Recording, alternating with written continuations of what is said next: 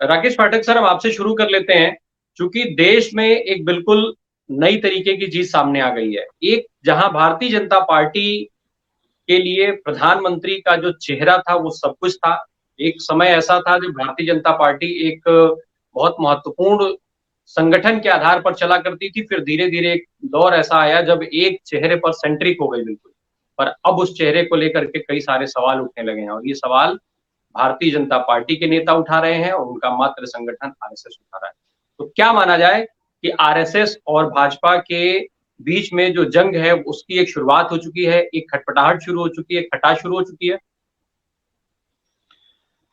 देखिए राम प्रकाश जी, अभी आरएसएस और बीजेपी के बीच जो कुछ चल रहा है उसे जंग कहना उचित नहीं होगा। लेकिन ये सही बात है कि कुछ तो गड़बड़ है। राष्ट्रीय स्वयंसेवक संघ और नरेंद्र मोदी भारतीय जनता पार्टी की सफलता के दो आधार माने जाते हैं। आमतौर पर लोग ऐसा मानते हैं कि संघ का जो तंत्र है, उसके जो स्वयंसेवक हैं, उसकी शाखाएं जो है वो पूरे देश में फैली हुई हैं। वे भारतीय जनता पार्टी को चुनाव में जिताने की एक तरह से गारंटी होती है, संघ की शाखाएं और संघ के कार्यकर्ता स्वयंसेवक। दूसरी गारंटी है नरेंद्र मोदी। अब इन दोनों की ही साख पर प्रश्न चिन्ह लग गया है। भले ये दोनों एक दूसरे को अविश्वास की नजर से देख रहे हों, लेकिन मेरी नजर में दोनों खुद अपने आप में जीत की गारंटी अब नहीं रहे। आपने पिछले कई वर्षों के चुनावी हालात का जायजा लिया है। 2019 की जो लोकसभा चुनाव की जीत है वो पुलवामा के साए में हुई।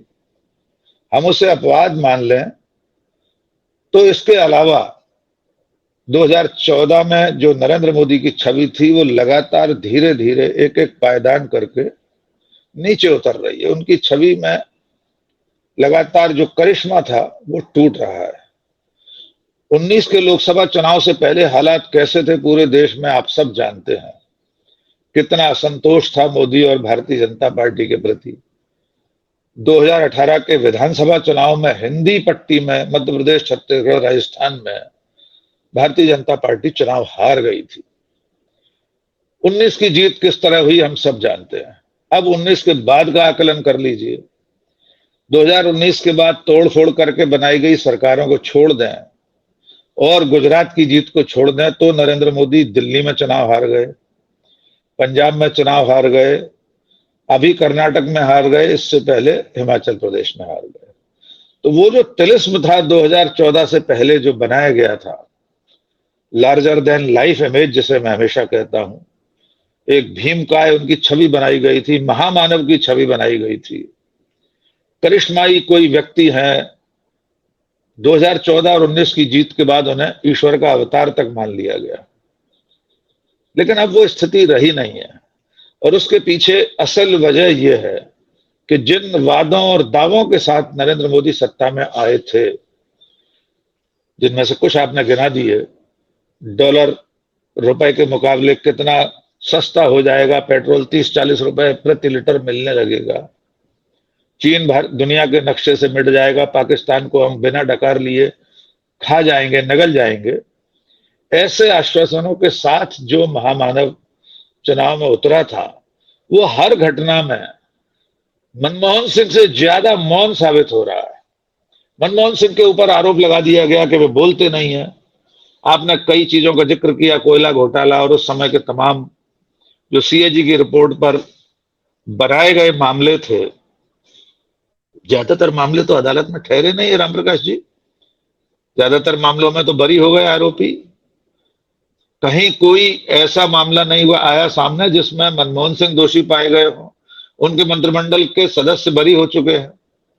तो उस समय एक देखा जाए तो एक छाया युद्ध लड़ा गया था। भ्रष्टाचार के नाम पर एक ऐसी प्रतिरूप, ऐसा प्रतिछाया सामने खड़ी कर दी गई थी जिससे देश को ऐसा लग रहा था कि इसकी वजह से देश बर्बाद हो रहा है और नरेंद्र मोदी आएंगे तो ये सारे जो समाज के शत्रु हैं, भ्रष्टाचार हो, काला धन हो, नकली नोट हो, चीन हो, पाकिस्तान हो, गरीबी हो, महंगाई हो, बेरोजगारी हो, सबसे राहत मिल जाएगी।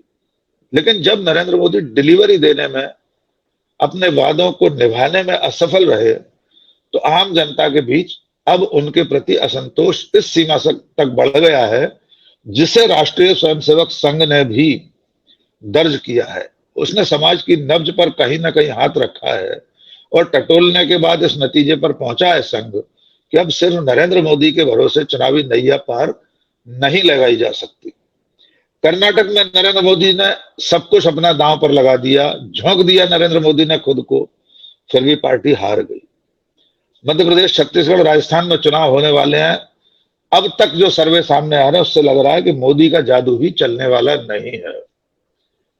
तो भारतीय जनता पार्टी और राष्ट्रीय स्वयंसेवक संघ 2024 के लोकसभा चुनाव के लिए शायद अभी से सतर्क हो रहे हैं कि अकेले नरेंद्र मोदी का नाम का ढोल पीटने से जीत हासिल नहीं होगी। अब उनके पास विकल्प क्या है ये हम नहीं जानते। उनके अंतःपुर में क्या चर्चा चल रही है, संघ क्या सोच रहा है, बीजेपी क्या सोच रही है। नंबर 2-3 में से योगी आदित्यनाथ, अमित शाह, जेपी नड्डा, ऐसा कौन सा चेहरा है। यद्यपि नरेंद्र मोदी के जीते जी इन लोगों को सपने में भी नहीं सोचना चाहिए कि ये मोदी के विकल्प बन सकते हैं। इस लोया लोहान समय में, इन्वर्टेड कॉमा में दोबारा सुन लीजिए, इस लोया लोहान समय में नरेंद्र मोदी का विकल्प बनने का ख्वाब भी बीजेपी में कोई नहीं देख सकता। वो एक पाप होगा, वो एक अपराध होगा, इसलिए वैसा अभी कोई नहीं कर सकता।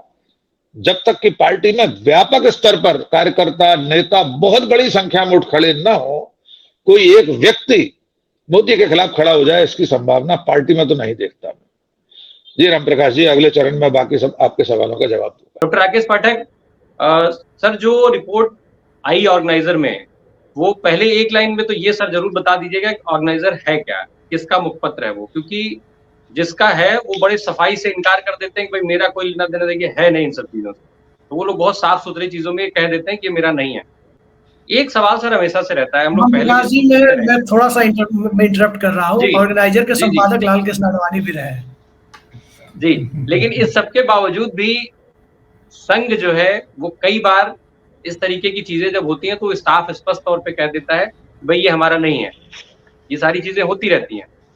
सर जैसा कि प्रधानमंत्री नरेंद्र मोदी के लिए देखा जाता है, उनको कहा जाता है कि बतौर प्रधानमंत्री वो नागपुर जाते हैं और संघ मुख्यालय नहीं जाते हैं। इसको लेकर के भी संघ पहले भी अपनी कुछ नाराजगी जता चुका है।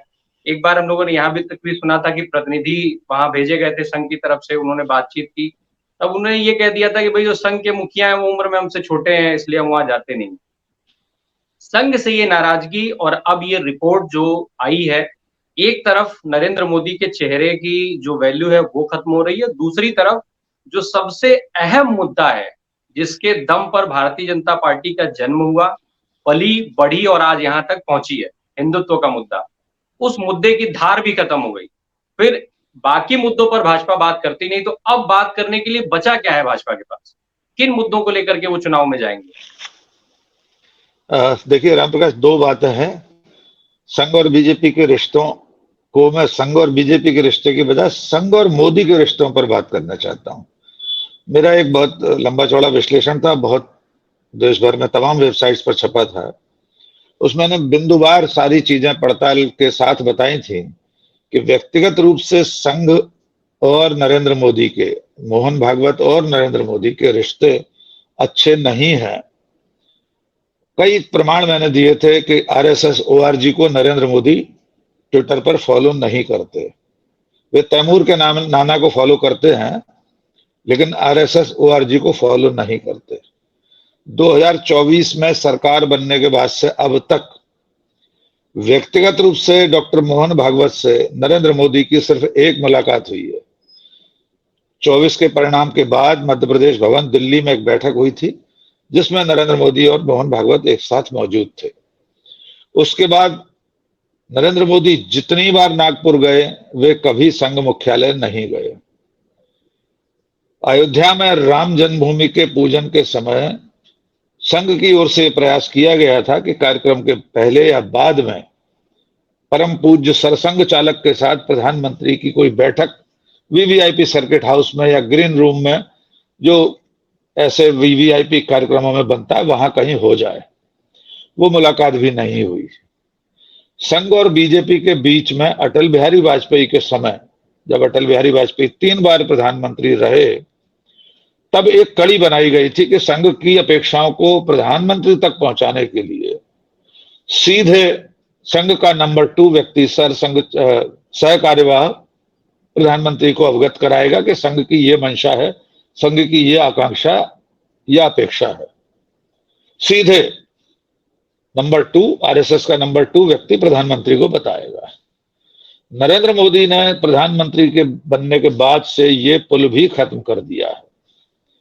अब संघ को जो कुछ कहना होता है वो गृह मंत्री से कहा जाता है, अमित शाह से, अमित शाह प्रधानमंत्री को बताते हैं। लौटती डाक से भी यही प्रक्रिया अपनाई जाती है।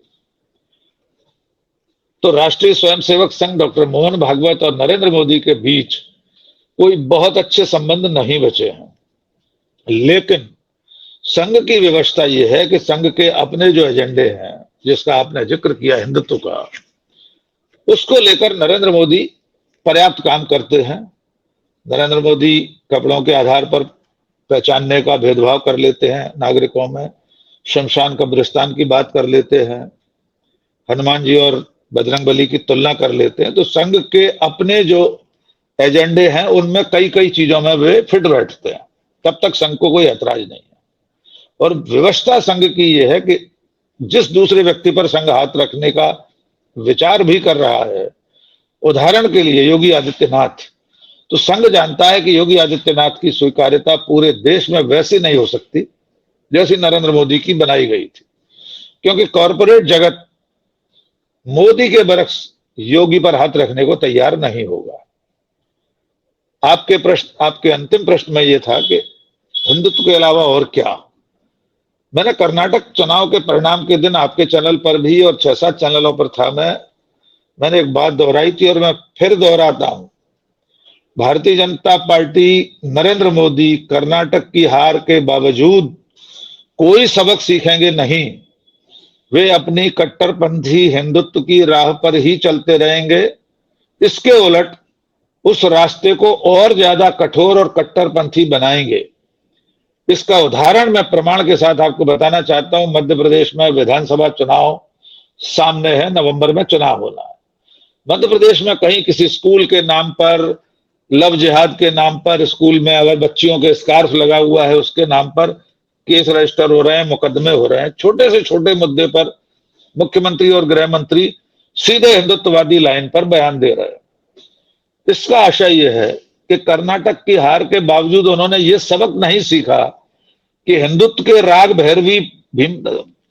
भैरवी से अब जनता आजे जा चुकी है, थक गई है, पक गए उसके कान हिंदुत्व का नारा सुनते सुनते। ये सबक उन्होंने नहीं सीखा। उन्हें लग रहा है यही हमारे पास सबसे रामबाण उपाय है, राम का नाम, हिंदुत्व का नाम। इसी नुस्खे से 2024 की वैतरणी पार की जा सकती है, क्योंकि बाकी जुमले अब चलने वाले हैं नहीं। महंगाई का म प्रधानमंत्री के जुबान पर नहीं आता, बेरोजगारी का ब नहीं आता, चीन शब्द का उच्चारण राम प्रकाश जी उस दिन से आज तक प्रधानमंत्री ने नहीं किया। अपनी पवित्र पावन जिह्वा पर वे चीन शब्द नहीं ला पाए आज तक, गलवान की घटना के बाद से। पाकिस्तान का मामला भी अब फुस्सी बम हो गया है। लोग समझ चुके हैं कि न ये पीओके पे कुछ कर सकते हैं, पीओके पर, न पाकिस्तान को लेकर जितनी बार ये डराने की कोशिश करते हैं। हर विधानसभा चुनाव, हर लोकसभा चुनाव से पहले भारतीय जनता पार्टी को आतंकवादियों की आमद की सूचना मिल जाती है। जेपी नड्डा को आतंकवादी टूर प्लान बनाकर भेजते हैं, बताते हैं हम 300 की संख्या में आने वाले हैं। सर्च कर लीजिए राम प्रकाश जी गूगल पर, जेपी नड्डा का बयान, बंगाल चुनाव से पहले 300 आतंकवादी रवाना हो गए हैं। अरे भाई साहब, आपको कोई टीएडीए लेते हैं आपसे, जो आपको टूर प्रोग्राम बता के अपना संख्या भी बताते हैं कि अब बंगाल में चुनाव है तो हम लोग निकल पड़े हैं साहब यहाँ से, रावलपिंडी से या लाहौर से। हम 300 लोग हैं, हम बंगाल में रसम खाएंगे, गुजरात आएंगे तो ढोकला खाएंगे, बिहार आएंगे तो लिट्टी चोखा खाएंगे। यानी पाकिस्तान से आने वाले आतंकवादी भारतीय जनता पार्टी के राष्ट्रीय अध्यक्ष को बताकर आते हैं क्या? तो अब जनता भी इस तरह की खोखली बातों से थक गई है। वो समझ चुकी है कि ये सारी चीजें सिर्फ वोट पाने के लिए उन्हें डराने का काम करती हैं।